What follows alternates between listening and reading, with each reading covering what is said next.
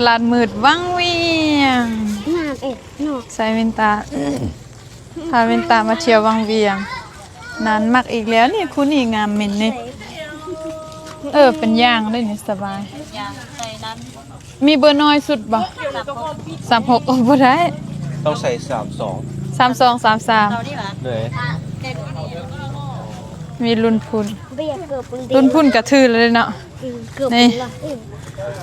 วังเวียงพาเวนตามาวังเวียงเวนตามาจากเทื่อละตลาดมืดวังเวียง บ่ฮู้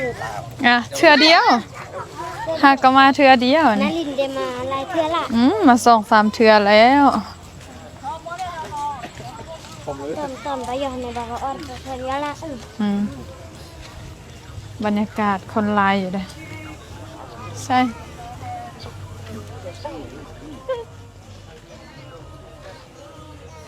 โอเคแป้งมาดามก้อยทาปุ๊บเนียนปั๊บเลยเด้อพี่น้องเบิ่งเอาเนาะเนียนปกปิดคุมมันกันเหงือกันน้ำปกปิดรอยดำรอยแดง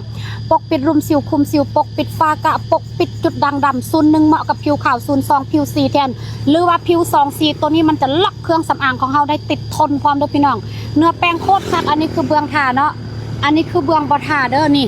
โอเคแป้งมาดามก้อยคักสุด